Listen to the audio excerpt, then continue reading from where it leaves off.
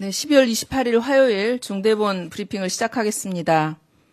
어제 중대본에서는 코로나19 코호트 요양시설 관리 강화 방안에 대한 논의가 있었습니다.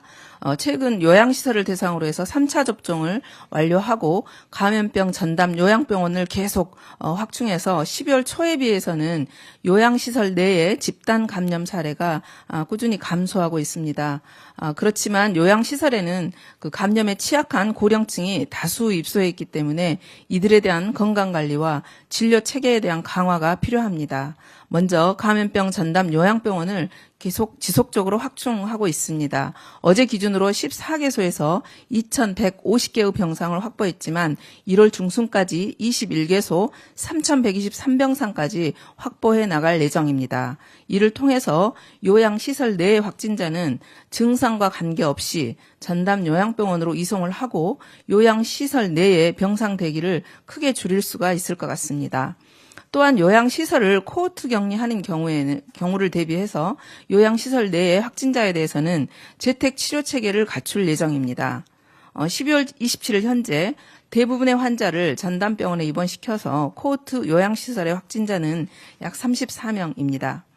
요양시설 내 계약 의사 소속에 대한 그 의료기관 등이 재택치료 관리 의료기관 지정 요건을 충족할 경우에는 우선적으로 지정을 해서 의료진을 통해 코호트 시설 내에 확진자에 대한 1일 3회 모니터링 등을 집중 관리할 예정입니다. 아울러 코호트 요양시설 내 확진자에 대해서는 레퀴로나 주사 그 지원을 위해서 건강보험 수가를 한시적으로 적용하고 밀접 접촉자 등에 대한 격리자를 대상으로 계약 의사가 원격 진찰을 할 경우 장기 요양재정에서 진찰 비용을 지원할 예정입니다. 다음으로는 12월 20일에 실시했던 격리 해제 환자 대상 전원 또는 전실 명령 이행 상황에 대해서 다시 한번 설명드리도록 하겠습니다. 전원 또는 전실 명령 대상자는 210명이었습니다. 그중에 69명은 일반 중환자실 또는 일반 병상에서 계속적으로 치료를 받고 있습니다. 그리고 23명은 퇴원을 하였습니다. 일반 병실로 전원 전실된 69명 중 대부분인 63명은 같은 병원 안에, 그러니까 원래 이제 격리 치료를 했던 그 병원 내 일반 병상이나 일반 중환자실로 전실을 해서 치료를 받고 있고요.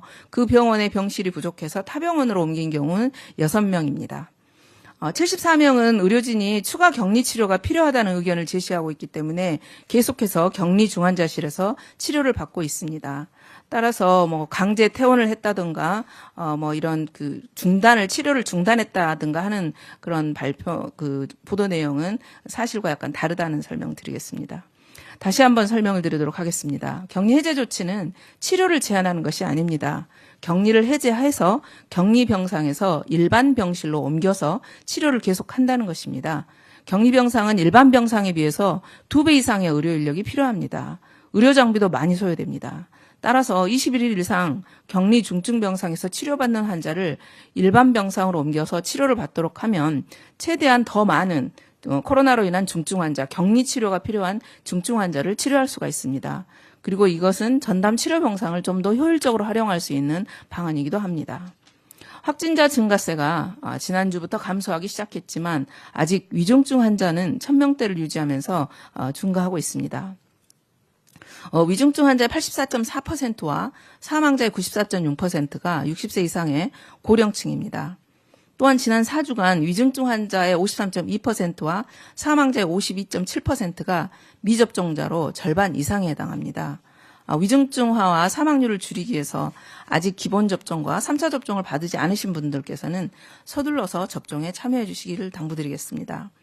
특히 접종을 받지 않으신 60세 이상 분들은 더욱더 위험합니다. 사람이 많은 곳으로 외출을 가급적 자제해 주실 것 다시 한번 당부드립니다.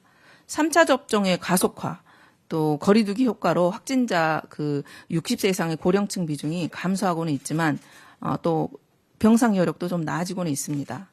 60세 이상의 3차 접종률은 현재 70%를 넘었습니다. 확진자 중 60세 이상은 지난주 평균 25%, 어제와 오늘은 20%로 12월 첫째 주에 35.8%에 비교할 때 현저히 줄어든 상황입니다. 아울러 또 추가적인 병상 확충, 또 회전율 제고로 병상 운영이 원활해지고 병상 대기자도 한 자릿수로 감소를 했습니다. 오늘 기준 중환자 병상을 보면 1384개입니다. 그래서 가동률은 76.7%로 감소했고요. 준중환자 병상 가동률도 역시 65%로 감소를 했습니다. 중등증 병상 가동률도 역시 지난주 70.3%에서 57.7%로 감소를 했습니다. 이에 따라서 이제 이번 배정을 기다리는 문제도 거의 해소되고 있습니다. 오늘 기준 하루 이상 입원 대기자는 9명에서 일주일 전 420명에 비해 현저하게 줄어든 상황입니다. 확진자 규모와 고령층 환자가 줄었고 병상도 1월까지 계속 확충될 예정이기 때문에 의료 체계의 여력은 앞으로 좀 안정화될 것으로 예상하고 있습니다. 그럼에도 불구하고 오미크론의 확산세가 증가하는 등 여전히 위험 요인은 상존하고 있습니다. 따라서 병상 확보는 당초 계획대로 꾸준히 추진해 나가도록 하겠습니다. 정부는 내일 수요일 9시부터 일상회복지원위원회를 개최해서 시민 참여형 방역 전략과 현재 위험도에 대한 평가 결과를 논의할 예정입니다. 현재 유행 추세는 감소세로 전환되고 있지만 이제 초입 단계이며 또 유행 규모와 위중증 환자를 더 많이 줄이고 또 의료체계의 여력을 더 크게 확충할 수 있도록 확충을 해야만 일상회복일은 더 가까워집니다. 그렇지만 오미크론 변이의 세계적 확산에 따라 안심할 수는 없습니다. 12월 4주차 오미크론의 지역사회 검출은 1.8%이지만 해외 상황을 보면 급속도로 확산하는 경향이 커서 우려가 되고 있습니다. 좀 더 확실하게 현재의 유행 규모를 안정화시키고 다시 일상 회복을 시작하기 위해서 국민들께서 조금만 더 함께 해주시기를 당부드리겠습니다. 접종은 꼭 받아주십시오. 또 약속과 모임은 피하고 사람 간의 접촉을 줄여주십시오. 정부도 국민들의 불편을 최소화하고 다시 일상 회복을 이어갈 수 있도록 병상 확충 그리고 의료 대응에 최선의 노력을 다하겠습니다. 감사합니다.